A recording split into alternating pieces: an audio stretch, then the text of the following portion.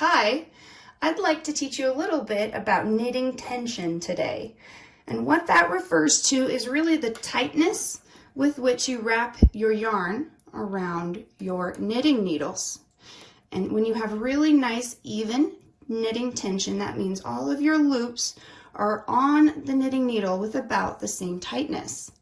If you put your loops on with varying levels of tightness, you'll end up with little holes in your knitting. And if you put your loops on a little bit more tightly than others, you're going to end up with a tighter weave. So for example, if your knitting tension is extra tight, you'll end up with something like this, where all your stitches are very little. If you loosen up a little bit and put your stitches on there just a bit more loosely, the tension will get bigger. The knit stitches will also get bigger. And as you can see, if you put those stitches on there very, very loosely, this makes your knit weave very open, lots of holes, which can be useful for different projects, but it really depends on what you're working on.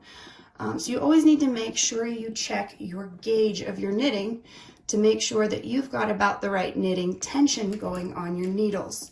As you see, your knitting gauge can really change based on how you put your knit stitches on your needles. And this is very important to learn just so that fitted items especially are going to be the correct size. For example, I've knitted both of these hats here on the exact same pattern with the exact same knitting needles, but I did knit them on different days. And one day I had a little bit too much tension in my yarn and it came out a little too small. This hat doesn't fit me. This hat, the same pattern, just knit a tiny bit more loosely with the correct tension, does fit me. So it's important to notice your gauge and your knitting tension. And I'd like to tell you just a few ways you can work on that knitting tension. The first thing I really like to focus on is how I hold my yarn while I'm knitting.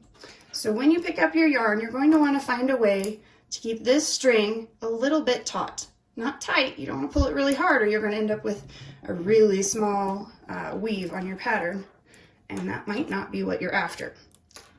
So really try and focus on getting these loops on your needles equally with each other, evenly with each other, so that they're about the same and you don't have holes in your knitting that don't match.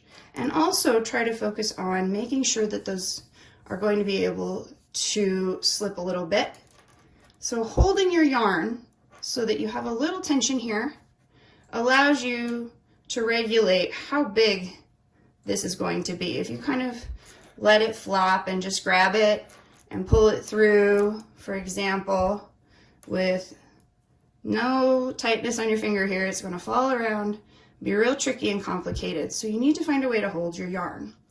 I like to, as you can see, wrap my yarn here between my fingers, pull it around and loop it around my first finger to create a little bit of tightness there, which allows me to grab the yarn more easily.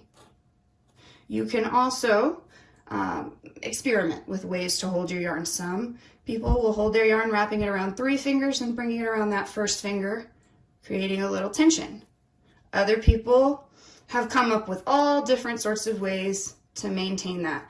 But again, my preferred way is to bring it around my pointer finger a couple of loops and knit from there. And as you work, I'll show you, watching your loops as you work, make sure you're not making them too big or too tight. Gently wrap them around your needle so that they're about the same size around as that needle's going to be. And make sure you do it evenly with every loop.